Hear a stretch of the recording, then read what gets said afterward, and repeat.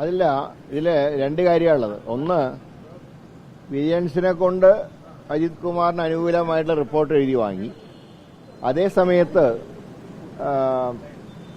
വിജയനെതിരെ അദ്ദേഹത്തിന് സ്വർണ്ണക്കടത്തിൽ പങ്കുണ്ട് എന്ന് വ്യാജ റിപ്പോർട്ട് നൽകിയതുകൊണ്ട് MR അജിത് കുമാറിനെതിരെ നടപടി സ്വീകരിക്കണം എന്ന് DGP ആവശ്യപ്പെട്ടിട്ട് പോലും ആ ഫയൽ പൂഴ്ത്തി ഒരു ഫയൽ മാത്രം പൊക്കിയെടുത്ത് അത്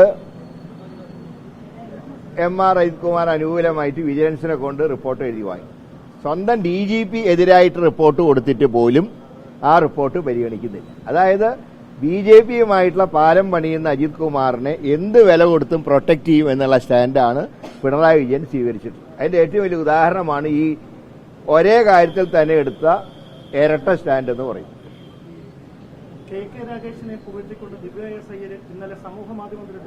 അതായത് ഈ പിണറായിന്റെ പാദസേവ ചെയ്യുന്ന ചില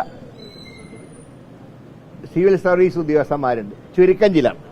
ആ കൂട്ടത്തിൽപ്പെട്ട ഒരു മഹതിയാണ് ഈ പോസ്റ്റർ ഇട്ടത്. അതിനെ ഞങ്ങൾ അത്രേ വില കൽപ്പിക്കുന്നുള്ളൂ. ഞാൻ പറഞ്ഞല്ലോ, സോപ്പിടുമ്പോൾ വല്ലാതെ പതപ്പിച്ചാൽ ഭാവിയിൽ ദോഷം ചെയ്യും, അത്രേ പറയുന്നു.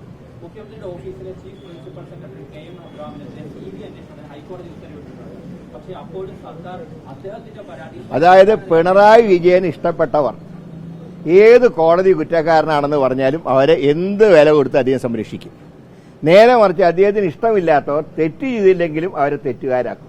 അതാണ് പിണറായിന്റെ നിലപാടെന്ന് പറയുന്നത്. അതിന്റെ ഭാഗമാണ് ഈ സ്റ്റാൻഡൊക്കെ. അത് അജിത് കുമാറിന്റെ കേസിലാണെങ്കിലും KM എബ്രഹാമിന്റെ കേസിലാണെങ്കിലും വേണ്ടപ്പെട്ടവരെ എന്ത് വൃത്തികെട്ട മാർഗം സ്വീകരിച്ചും പിന്തുണയ്ക്കുക എന്നുള്ള സമീപനമാണ് മുഖ്യമന്ത്രി സ്വീകരിക്കുന്നത്. ഇതിനൊക്കെ അദ്ദേഹം ഭാവിയിൽ അദ്ദേഹത്തിന് വില കൊടുക്കേണ്ടി വരും, അത്രേ പറയുന്നത്. അത് എലക്ഷൻ പ്രഖ്യാപിച്ചാൽ ഉടൻ സ്ഥാനാർത്ഥി വരും. ഇന്നിപ്പോൾ അതിന്റെ ചർച്ചയല്ല. ഇന്ന് AICC തീരുമാനം റിപ്പോർട്ട് ചെയ്യാനുള്ള യോഗം മാത്രമാണ്. മറ്റേ ഇലക്ഷൻ കമ്മിറ്റി കൂടണം.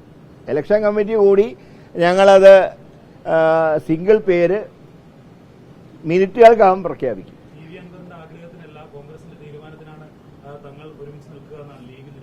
തീർച്ചയായും അത് UDFന്റെ നിലപാടാണ്. UDF ഒറ്റക്കെട്ടാണല്ലോ ഇലക്ഷൻ കാര്യത്തിൽ. അതിൽ കോൺഗ്രസ് പാർട്ടി എടുക്കുന്ന തീരുമാനം ഘടകകക്ഷികൾ അംഗീകരിക്കും. പക്ഷേ കോൺഗ്രസ് പാർട്ടി തീരുമാനം എടുക്കുമ്പോൾ എല്ലാ വശങ്ങളും പരിശോധിച്ചിട്ടാണ് തീരുമാനം എടുക്കുക. ഒരിക്കലും അതിന്റെ പേരിൽ ഒരു വിവാദം ഉണ്ടാവരുത് എന്നുള്ളത് കൊണ്ട് എല്ലാ ഘടകങ്ങളും പരിശോധിച്ച് ഉചിതമായിട്ടുള്ള നടപടി പാർട്ടി എടുക്കും.